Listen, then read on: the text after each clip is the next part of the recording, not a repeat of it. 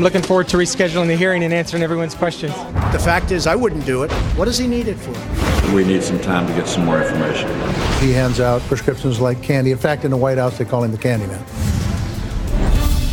President Macron was trying desperately to woo President Trump on the issue of the Iran deal. If Iran threatens us in any way, they will pay a price like few countries have ever paid. Kim Jong-un could decide, you know what, I see where the president's heading on the Iran deal. This is not someone I want to negotiate with. The state dinner, a culmination of a long day of diplomacy, pomp, and circumstance. God bless France. God bless our alliance. This is New Day with Chris Cuomo and Allison Camerata. We want to welcome our viewers in the United States and around the world. This is New Day. It is Wednesday, April 25th, 6 o'clock here in New York. Here's our starting line. Disturbing new allegations against President Trump's pick to head the VA. The ranking Democrat on the Senate Veterans Affairs Committee tells CNN that Dr. Ronnie Jackson was known as, quote, the candy man for improperly handing out prescription drugs. And there are accusations of drinking on the job. A source tells CNN that Jackson has no plans to step aside. The White House at times rushing to his defense, even as President Trump suggested that Jackson should consider withdrawing. And the cabinet chaos does not outshine the glitz and glamour of President Trump's first state dinner last night with the French president. The First Lady shining as the host and planner of this regal party. So in just hours, Emmanuel Macron caps his visit to the U.S. with an address before a joint meeting of Congress. All right, so what about on the substance? President Trump signaling progress on a possible fix to the Iran nuclear deal, but the president did issue an ominous warning to Iran. The open question is whether Macron succeeded in getting Trump to stay in the historic multi-nation accord. And the president flipping the script, now calling North Korea's dictator Kim Jong-un very honorable. This is a man he once, of course, mocked as Little Rocket Man. Still, the White House making it clear the U.S. will not negotiate any concession until Pyongyang takes concrete steps toward dismantling its nuclear arsenal. All of this is a setup to this potential summit. We have it all covered. So let's begin with CNN's Abby Phillip, live at the White House. Ab. Well, good morning, Chris. By all accounts, last night's first state dinner of the Trump presidency was a smashing success, especially for First Lady Melania Trump, who quite literally shone last night. But at the same time, there is a little bit of a hangover for the president's nominee to be the VA secretary, Ronnie Jackson. New disturbing details are coming out about his conduct while serving as the White House doctor for multiple presidents. But the White House is digging in and defending him. Troubling new allegations against Veterans Affairs Secretary nominee Dr. Ronnie Jackson. I understand he had a nickname in the White House among some of the White House staff. And it was the candy man because he handed out prescription drugs like they were candy. Senator John Tester describing what whistleblowers told a congressional panel that Dr. Jackson reportedly would hand out prescription drugs to help travelers sleep. Sources telling CNN the White House doctor allegedly became intoxicated during multiple overseas trips on duty, including one in 2015 where sources say he banged on the hotel room door of a female employee in the middle of the night. One source claiming Secret Service had to step in out of concern that he would wake then-President Barack Obama. Lawmakers postponing his confirmation hearing indefinitely as Jackson denies the allegations. I'm looking forward to rescheduling the hearing and answering everyone's questions. President Trump continuing to back his embattled nominee while giving him an opening to drop out. I really don't think personally he should do it, but it's totally his. I would stand behind him, totally his decision. But only hours later, the two met in the Oval Office, and sources tell CNN that Mr. Trump told Jackson to stay and fight. The concerns over Jackson's nomination have Republicans and Democrats alike concerned. But President Trump seemed undeterred as he hosted French President Emmanuel Macron at the White House. The pomp and glitter of the Trump brand on full display at the first state dinner of his presidency. May our friendship grow even deeper. May our kinship grow even stronger. The two leaders showing their affection and friendship beyond the usual handshakes, their bromance stealing the show. I like him a lot. Macron hoping his visit would sway President Trump on several foreign policy challenges. Mr. Trump signaling that he might be open to staying in the Iran nuclear deal, which the French president hopes to salvage, but issuing this ominous warning to Iran. I will say, if Iran threatens us in any way, they will pay a price like few countries have ever paid. President Trump also raising eyebrows with this comment about North Korea's dictator, who he hopes to meet with soon. Kim Jong-un he really has been very open and I think very honorable from everything we're seeing. And Emmanuel Macron has one more day in Washington. He's scheduled to address a joint session of Congress this morning at 10:30. And President Trump today is also going to be meeting with Apple CEO Tim Cook, who was a guest at last night's state dinner. Allison and Chris. Okay, Abby, thank you very much for all of the reporting. Let's bring in CNN political analysts John Avlon and David Gregory. Great to have both of you. Okay, so David Gregory, about Dr. Ronny Jackson. First, when we started hearing these whispers or these claims about him, there was some suggestion maybe it's a smear campaign. Maybe these are just a smear campaign from critics and that we should be cautious. But now the number of people, I mean, there's this growing chorus. It's up to like 20 sources who have these really troubling accusations. He was called the Candy Man.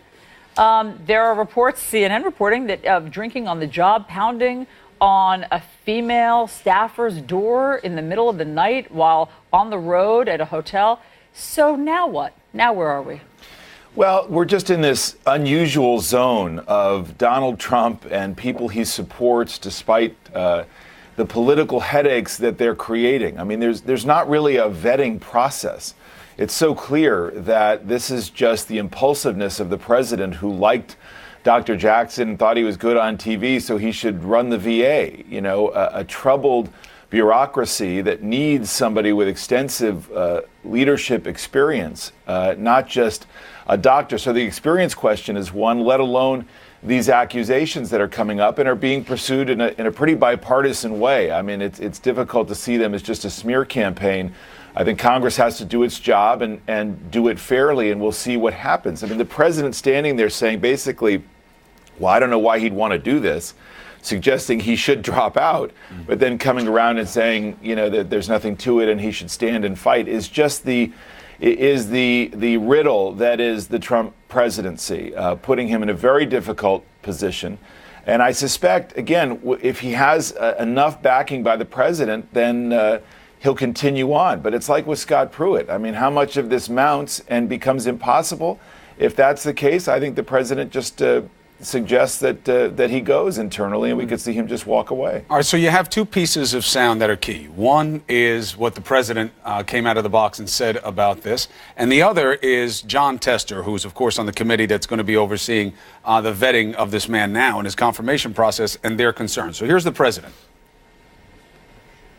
I haven't heard of the particular allegations, but I will tell you he's one of the finest people that I have met. But the fact is, I wouldn't do it. I wouldn't do it. What does he need it for? To be abused by a bunch of politicians that aren't thinking nicely about our country? I really don't think personally he should do it, but it's totally his. I would stand behind him, totally his decision. I understand he had a nickname in the White House among some of the White House staff. And it was the Candy Man because he handed out prescription drugs like they were candy. The White House doctor, his nickname among some people in the White House was the Candy Man. That's correct. That's correct. That's what we were told. Telltale sign whenever a journalist repeats what you just said. That means it's unusually impactful. It's troubling. So I think the key dovetail here is the president saying, well, these lawmakers are not thinking about America nicely. Yeah. John Avlon, is that what this is about? Or is this about them just not making phone calls about this guy that the president likes? Yeah, look, the senators who are doing their due diligence that normally the White House would do as part of a proper vetting of a nominee before he's nominated are thinking about America conscientiously, nicely. That insinuation they don't care about America because they're criticizing or kicking the tires on a nominee is absolutely ridiculous. Look, this is a problem of Donald Trump's making. When he floated Ronny Jackson as a possibility in private meetings in the White House, apparently people thought he was joking because it was so outside the box, not based on personal concerns and allegations necessarily, but the total lack of experience in running what is the second largest bureaucracy in the government. That's the fundamental problem the congressmen are facing. Now, however, we find these allegations that were floating around murkily yesterday are actually really quite specific and troubling. You got the Candyman allegation. That's not good for a doctor. You got the allegation that he's basically defining hostile workplace, banging on the door of a female subordinate, and 2 women who work for him apparently complaining, and then accusations of drinking on the job. Those things on themselves, any one of them could be disqualifying. Add that to the lack of experience in running anything. That's a mission impossible for nomination, folks. And just this is the kind of thing too that obviously you want to vet and try to get ahead of rather than them coming up like this. I mean, look, this is a doctor who served in the Obama administration. He served President Obama, as the administration has pointed out. He got a glowing review from President Obama. And this Candyman thing, I have to say, I have questions about it. I mean, these things have to be investigated. If he was giving out Ambien, to help people sleep on long trips, whether members of the media or White House staff, is that somehow totally inappropriate? Because I certainly saw that with previous White House doctors when I covered the White House. Perhaps they're talking about something else, because I can't imagine that alone would be disqualifying. So wait a minute. So wait a second. You did see doctors, the White House doctors, hand out Ambien, which is a prescription drug. Yes, if for long flights, if you were traveling to Asia and you needed help sleeping, yeah, they would do that. Absolutely. I mean, but what you're hitting on is that the president has called Democrats obstructionists. It's taking so long to get my people installed. The Democrats are not doing this for the country. He's got Republicans involved in this also. Well, yes, but also, yes, of course it takes longer if you have to start the vetting yourself. If Democrats have to start at square one instead of somebody coming in having been vetted. Yeah, and these are not partisan concerns we're hearing from senators. I mean, Georgia Senator Johnny Isakson was one of the first to raise the flag. It happened to be Tester, who went on TV last night. And look, I think David makes an important point that in his job review, which the administration released from President Obama, was glowing. It expressed an enormous amount of confidence in Dr. Jackson. But there's a difference between an internal review by a president who may have imperfect insight into the full 360 of your management style and being nominated to head the VA. At the end of the day, this is a problem of Donald Trump's making. It is a direct result of an impulsiveness to nominate someone who hadn't been properly vetted. So he says, I don't know who would do it. Well, Mr. President, you're to blame for creating this circumstance for Dr. Jackson. Right. And now look, the concerns are telescoped, right? You get concerns about the man or woman you put in office as a projection of what they'll do once they get there. Right. Now, sometimes, even if you vet somebody or somebody has a good record, you still don't know what's going to happen when they get there. And that's what leads us to Mick Mulvaney, okay? This is one of the most obvious broadside assaults on what we're seeing with this administration. Mick Mulvaney doesn't like the agency or bureau that he is now overseeing, okay? The Consumer Protection Bureau, which now he wants to call something different, to take financial services out of it, because he was giving a speech to bankers and was doing everything he could to assure them, we'll go easy on you. He heads the bureau that was created in 2010, David, to protect people from bankers who aren't behaving properly. We have full screens about what he talked about. This is from the New York Times. We had a hierarchy in my office, okay, in Congress. If you're a lobbyist who never gave us money, I didn't talk to you. If you're a lobbyist who gave us money, I might talk to you. Now, this was done in the context of him encouraging the bankers to take up their own cause and to lobby heavily. He went on to say, if you were a constituent and you were sitting in my office, I spoke to you without exception. But it's the first part of the message that should resonate. Yeah, those are the rules he's setting out there. Those are not the right rules. Outrageous. Well, I mean, this is I thought Donald Trump wanted to drain the swamp. And here's the tension now. So you have someone in Mick Mulvaney who is coming out and saying the kinds of things that outrage a lot of voters. I mean, this is the problem about money in politics and the lobbying game in Washington. It's all legal. And that's what turns so many people off of politics. But in Mick Mulvaney, he's heading an agency that a lot of conservatives don't like, that a lot of business people don't like because they think there's regulatory overreach that hurts the economy. Take Scott Pruitt at the EPA. With all of his ethical trouble, he is still rolling back a lot of EPA regulations that conservatives want to see rolled back.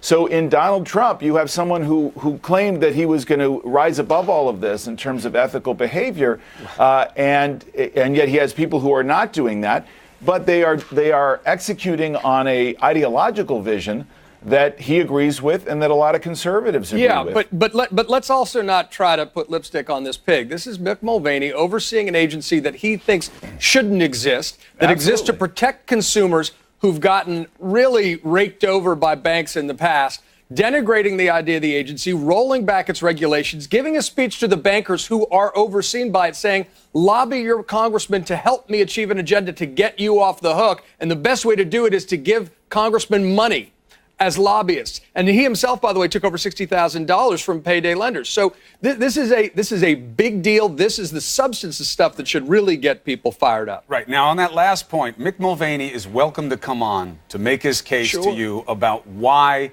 his moves are okay, especially the last one that John just mentioned.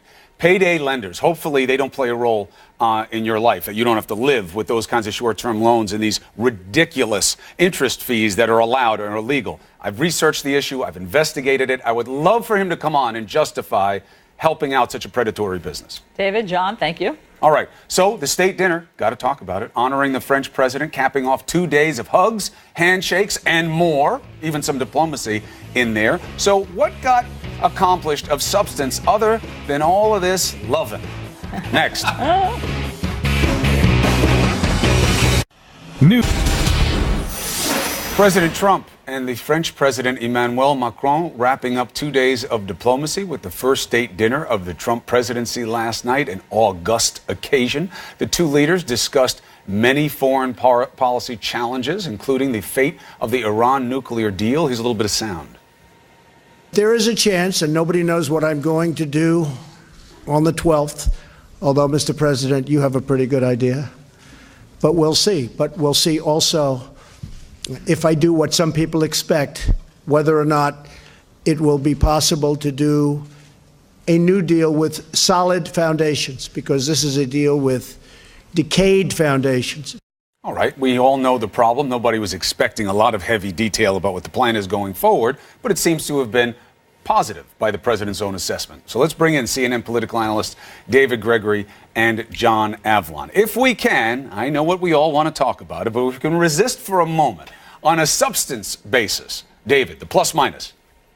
You know, when you talk like that, I just want to give you a hug. You know what? Why stop there? I'm a fan of affection. Just have your eyes open when we embrace. Men, don't close their eyes when they hug. Everybody knows it. Go ahead. Look, I think there's a couple of things going on, and I do think part of it does seem a little bit superficial. I know we'll get to that, but I think that the idea of President Trump on the world stage, being embraced, being seen as, you know, as the alpha, as the president of the United States, someone who's going to kind of dictate a new road forward on America's security policy, I think that matters, that he's been embraced and he's been courted by the French leader. I think there's clearly a stronger relationship there than with other European leaders. And I think perhaps that Macron has had some impact. So I think what it sounds like to me, and what the signals that we're picking up out of the administration, I think Trump wants to get out of this deal and immediately move to doing a new one.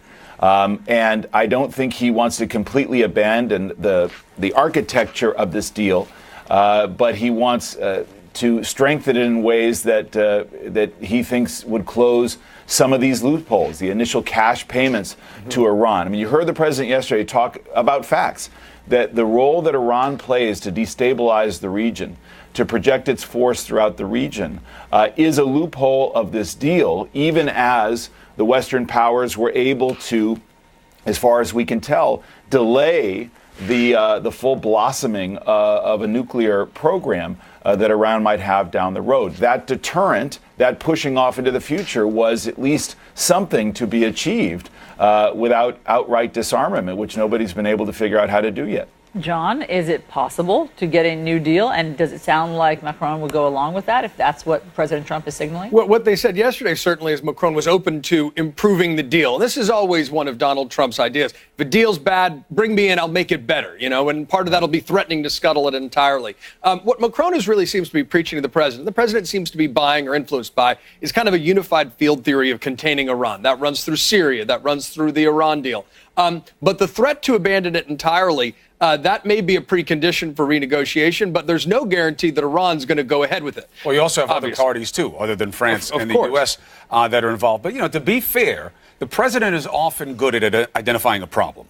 okay? This was a problem at the time. When they negotiated this deal, the fact that it didn't address that Iran is running roughshod over that region of the world and creating a lot of bad energy, they had to acknowledge that they were going to leave that out in deference to this more existential issue. Right. What they find as a solution to that problem, we'll have to see. Now, there was a dovetailing, David. The president started talking about North Korea. And people will say, well, that's a non sequitur. No, it isn't. It's inherently related to what happens with the Iran deal. Listen to what the president said. So we're having very good discussions. Kim Jong-un he really has been very open and I think very honorable from everything we're seeing. Now, a lot of promises have been made by North Korea over the years, but they've never been in this position. Now, a little carrot and stick action going on here. He'd been heavy with the stick, a little bit of the carrot. What is the takeaway from this type of talk about this kind of man? Look, I think the president sees something unprecedented here. I think he sees an opportunity to get a disarmament deal with North Korea that previous administrations have not been able to get. And he's willing to do something that's certainly unorthodox, that's certainly risky, which is to meet one-on-one and see if he personally can secure that deal. We know all the risks associated with that. If you go all the way up to the leaders of the country and North Korea does what it has done in the past, which is simply lie, cheat, and steal and get out of these agreements, then you've got a real problem, because what else do you do?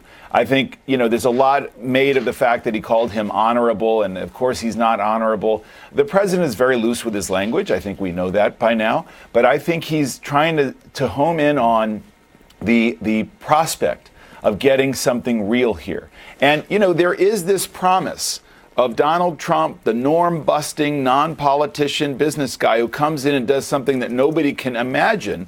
We've seen the prospect of it on domestic policy like immigration not come to fruition. On the world stage, I think he's got a lot of enthusiasm. Again, I think a lot of this, embracing of other leaders is that he wants to be that guy, and that's what he sees with North Korea as potential right now. All right, now we have to get to the bromance B-roll, and that is where we see Emmanuel Macron and President Trump. I thought he was going to go in for the lips right in that one. Now, here is some grooming, man grooming. So much for the germaphobe. Here's right. I don't know when they stopped holding hands there, but it was a long time. There's a lot of hugging. There's a little bit of a tussle there. And there's an arm slung around the president, and it stays for a long time. I mean, look at this. There's a massaging of the shoulders. John, what's happening here? Thank you. I think if we look at these species in the wild, you'll see that this is really there's almost an anthropological quality to the alpha male. Marlon Perkins on us? Yeah, get some Marlon Perkins. You don't want to be Jim in that equation. He always gets attacked by the cheetah. That's true, he does. But I really do think you're seeing two alpha dogs trying to sort of compete, but with real affection. I do think the fact, the dandruff moment was so surreal. Donald Trump can't help just a little bit of humiliation, even within. But doesn't this have to be seen as a positive? I mean, he's had such strained relations with fundamental allies. Clearly, these guys are getting along well.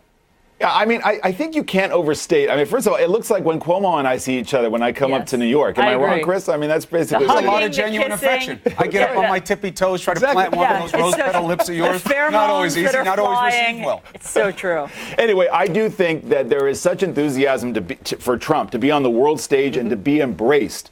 Literally and figuratively, and it's a special feeling when you're president, and we're seeing that play out. Yeah, it's called cringy. No, it's not. Look, it's good that it's positive. There's something that's positive. I like that. I do like that. And you have to encourage men to be affectionate with one another. I'm Italian. Right. I like men kissing each other. I just thought that these lingered a little long for my comfort level. We've talked about this long enough. We're being warned to move on. Can't talk about men doing this too much. All right, a quick programming note. Join us tonight. We're going to have a live town hall with James Comey and the one and only Anderson Cooper, moderating from Comey's alma mater, William & Mary, 8 p.m., only on CNN. Okay, meanwhile, the Supreme Court will hear oral arguments today on the fate of President Trump's travel ban. We have a live update next. You've heard what he's had to say. Now, he takes your questions. James Comey, Anderson Cooper, the only live town hall. Truth, lies, and leadership. Tonight at 8, live only on CNN. Republicans are going to hold on to a congressional seat in Arizona's 8th district. It may also be perceived as somewhat as a win for Democrats. Why? There's only one winner. Well, look at the projections. CNN saying that former state senator Debbie Lesko is going to defeat her Democratic challenger in a special election in this district. The race, however, was much closer than expected. Romney won this district by big double digits, over 20 points. So did Trump. It's a heavily red district by predisposition and by registration. So making it a margin of just 5, right, in a race where Democrats often don't enter somebody 2 cycles in a row, it may show strength in the Democratic Party. Okay, meanwhile, another legal setback to the Trump administration's effort to end deportation protections for young undocumented immigrants. The federal judge has ruled that the government must accept new applications for the DACA program. The judge giving the White House 90 days to make its case for scrapping that program that protects dreamers, calling the decision to shut down the program virtually unexplained and therefore unlawful. The Trump administration is facing a Supreme Court battle today. All right, it's going to be the 3rd try to get the travel ban through. And remember, this ban mostly targets people from Muslim-majority countries, and that's why it's in legal jeopardy in the first place. CNN's Laura Jarrett, live in Washington with a preview. So what do we expect in this iteration? How is this different? What are the stakes? Well, good morning, Chris. The 9 justices are going to get their chance later this morning to weigh in on a centerpiece of President Trump's immigration policy. The big question is, do they hand Trump a victory that he wants or send him back to the drawing board yet again on another version of the travel ban that he's tried to implement since his first week on the job? At first, a campaign promise. Donald J. Trump is calling for a total and complete shutdown of Muslims entering the United States. Now, a high-stakes legal battle over President Trump's travel ban, finally reaching the Supreme Court. The case has been a long time in the making, with the first travel ban sparking chaos at airports. Let them in! Let them in! As green card holders were detained, then quickly blocked by lower courts last year. We're going to fight this terrible ruling. We're going to take our case as far as it needs to go, including all the way up to the Supreme Court. The current version of the ban, now in its 3rd iteration, blocks foreign nationals from Iran, Libya, North Korea, Somalia, Syria, Yemen, and a handful of officials from Venezuela from entering the U.S. The Trump administration has tried to defend the narrowed ban on national security grounds. The president's executive order is an important step to ensuring that we know who is coming into our country. Even as the president calls it watered down and tweets that it should be tougher. Lawyers fighting against the ban say it separates families and amounts to an unconstitutional ban on Muslims. If you rule for him, you defer to the president in a way that history teaches us is very dangerous. You open the door to so much. They point to his statements, both as a candidate. I think Islam hates us. We can't allow people coming into this country who have this hatred. And as president. This is the protection of the nation from foreign terrorist entry into the United States. We all know what that means. But the Justice Department says the current travel ban benefits from a lengthy security review and will try to convince the justices to focus on the president's authority and ignore his words. We shouldn't start down the road of psychoanalyzing what people meant in the campaign trail. Now, national security experts, lawmakers, and even one of the president's own lawyers have tried to get in on the action in this case, filing friend of the court, or known as amicus briefs, hoping to remind the justices that their ruling could have historic implications even beyond this version of the travel ban. Allison? Okay, Laura Jarrett, thank you very much for that update. So, President Trump's first state dinner getting rave reviews, and the First Lady is getting all of the credit. Melania's big moment and her fashion sense next.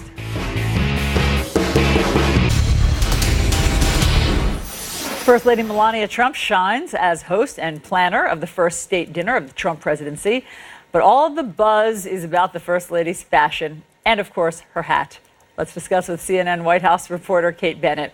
Kate, great to see you. Let's start with the important stuff, the fashion. Tell me about the First Lady's dress. So last night, I thought she would wear a French designer, and she actually ended up doing so. She wore Chanel Haute Couture This is, a dress that maybe from the photographs didn't quite come through as much as it does in person. It's hand beaded, it's hand painted underneath there.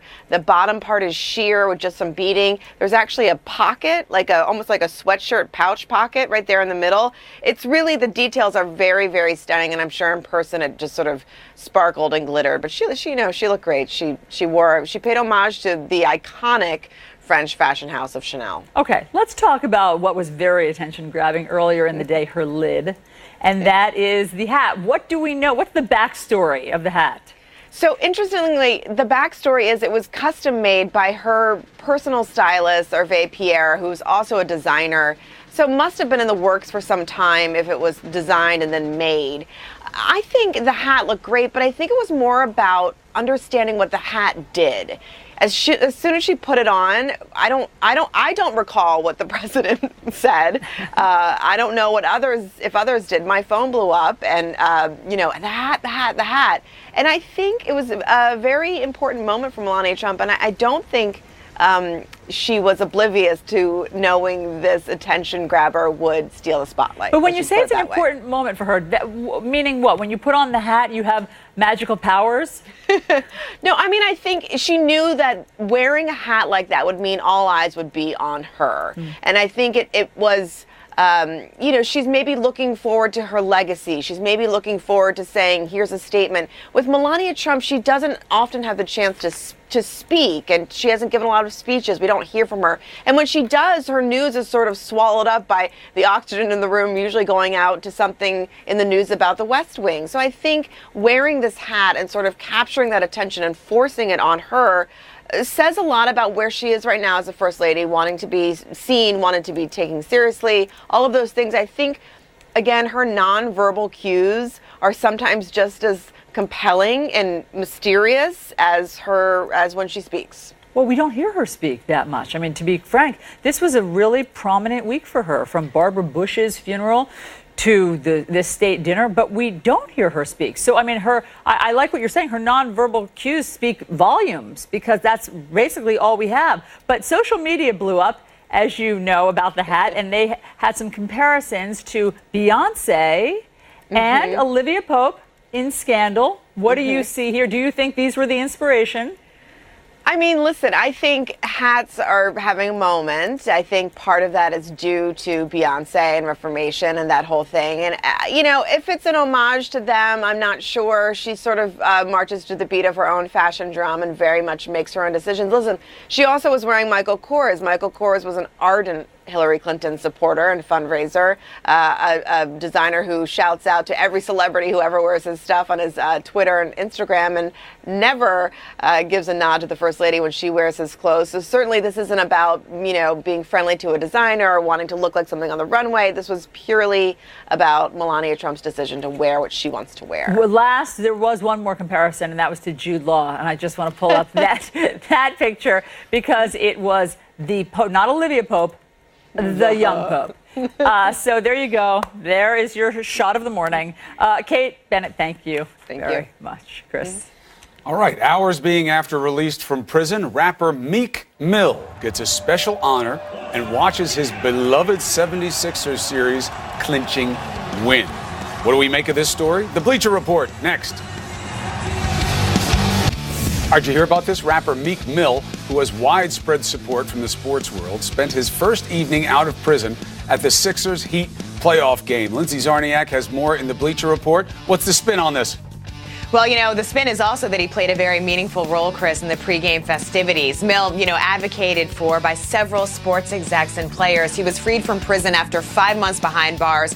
This Bleacher Report brought to you by Ford, going further so you can. So Sixers owner Michael Rubin went to pick Mill up, and he left his Pennsylvania prison by chopper. You see it here, arriving at the Wells Fargo Center in Philly less than 2 hours later. So the Sixers, they put Mill to work right away. He wore a Joel Embiid jersey, and he rang the ceremonial Liberty Bell before the game. The moment was not lost on the players. Embiid sharing his thoughts after the game. Happy to see him there, I was just excited that he got to witness this, because I know that he's always representing the city, and he loves this city so much. All right, but the real headline was the game and what it meant for this city. The Sixers took advantage of the chance to end this series. They beat Miami 104-91, advancing to the Eastern Conference semifinals for the first time in 6 years. So next up for them, it'll be the Celtics or the Bucks. But this is my favorite moment. How happy was Embiid? Look at him lifting comedian Kevin Hart up in the air. There's about, 2 feet difference between him in height. And look, it's just like throwing up your little kid, right, Allison? It's amazing. That is a great shot. And Kevin Hart looks like he enjoyed it as well. Oh, so, he was over the moon. Exactly. Imagine if Trump did that to Macron. Would that have been too much? No, not for where they were headed. Right, it's all good. It's all positive. Yes, it's all positive. Better than the dandruff brush. I'd rather you pick me I up. agree with you. Note to self. Meanwhile, there are signs of movement on the Iran deal. But what if the U.S. leaves the deal entirely? We discuss the possibilities next. President Trump signaling he could be swayed on the Iran nuclear deal, but the president did issue an ominous warning to Iran that if they threaten the U.S., they will pay for it. Joining us now is CNN Global Affairs analyst and former Deputy Secretary of State, Tony Blinken. Tony, let's start wide and then get more narrow. This meeting between the French president and the U.S. president, a good thing, these agendas on the table, good matters for discussion? Yeah, the agenda was pretty much everything under the sun that's right on the front burner right now, starting with Iran, but also Syria, dealing with Russia, tariffs in China, you name it. So this was good that they got together, good that they had this broad agenda, but the real focus was Iran. That was the number one issue on Macron's file. Now, Trump is often good at pointing out obvious problems. As you well know, the fact that Iran is such a malefactor in the region was something that came up during the original negotiation of the nuclear deal. Well, what are you going to do about that? And the decision was made that, look, let's deal with the higher priority of their nuclear capabilities, and we'll deal with that separately. He's calling that out as a problem now. The question is, can he fix it? It is a problem, and it does deserve attention, but the very last thing you'd want to do if you want to deal with that problem is to blow up the nuclear agreement. Look, Chris, what was interesting yesterday is the president almost made the case for the agreement. He said, if Iran restarts its program, then terrible things are going to happen. Well, that's the point. The program is stopped. Why would you do anything that gives Iran an excuse to restart the program? And restarting the program makes every other problem that Iran poses that much worse. That's exactly why we did the nuclear deal in the first place. So if you're trying to get everyone on your side, to put pressure on Iran, to crack down on its malicious activities in the region, to crack down on its missile program, why would you blow up an agreement that everyone else supports, creating division among your partners? That's the last way to be effective in actually putting pressure on Iran. Because you gave too much, you got too little, and they have only increased their nefarious activities since the deal. Not nuclear, perhaps, although I don't know how much we can know for sure, but in the region, certainly. We've got the most intrusive inspection regime in the history of arms control agreements. We know a lot about what they're doing and about what they're not doing. And the president himself said it. If they restart, which means they stop, that's exactly what the deal did. There's an opportunity here. And the opportunity is to get the Europeans to do more on putting pressure on Iran for these activities around the region, to do more in terms of Iran's ballistic missiles, but to stick with the deal. If we pull out of the deal, we play right into the hands of the hardliners in Iran who said, you can't trust the United States. They're not good for the paper this agreement is written on. We'd prove their case. We'd give them an excuse to restart the program. It would make things more dangerous. And by the way, it would probably put us in the direction of a conflict. We'd be right back where we were before the deal, Iran pushing the accelerator on its nuclear program, and we'd have to figure out what to do about it. What's the chance and what's your perspective on the play here, which is I'm going to create, from the Trump perspective, I'm going to create tension. Iran's not going to like that, so they will bend and work with us on these other issues, and the deal will stay in place. I'll threaten the deal because they need this deal to be relieved from sanctions and international pressure, so they will work with us on the other things. Yeah, I think that's not the way Iranian politics are working. That's not what's happening internally in Iran. There's a group of very hardliners, even worse than the government itself, that has said from the beginning it doesn't want this deal. It's been trying to throw a wrench in the works. If it gets an excuse, the pressure in Iran to get out of it themselves and to push forward with the nuclear program will be intense. And instead of actually calming down their activities around the region, it's likely to exacerbate them. All of that pushes us toward conflict. So the only thing we've gotten right in dealing with Iran, in dealing with the threat that it poses, is the nuclear agreement. So why would you tear that up? All right, now an ancillary concern here is who's watching this process. North Korea, if there is an expectation that the Trump administration can go where others have gone before but failed and get some kind of deal with them, how they respect the United States and allies, this Iran deal matters. Here's what the president said about Kim Jong-un yesterday.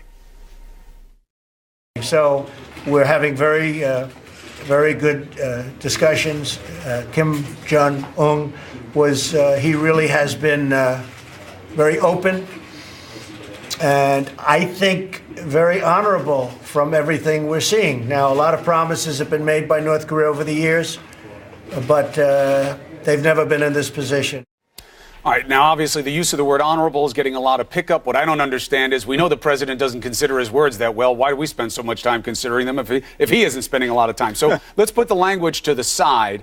The prospects here are seen as very optimistic. Do you believe that's misplaced hope?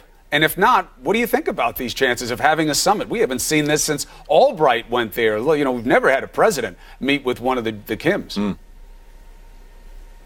Chris, these two things, the Iran deal and a potential deal with North Korea, are very, very closely linked, which is to say, if we tear up the Iran deal, the president then going into a negotiation with North Korea is going to have a much tougher time.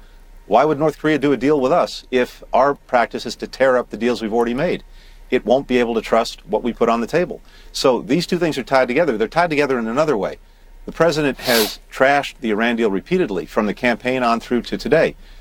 Now, the chances of him getting a deal as good as the Iran deal with North Korea in any negotiation are pretty slim. The intrusive measures we have in the Iran deal are probably not going to be replicated in anything we might get over time with North Korea. So the president is setting himself up for failure by creating a hurdle that he can't get over. Tony Blinken, appreciate the perspective. Thank you very much.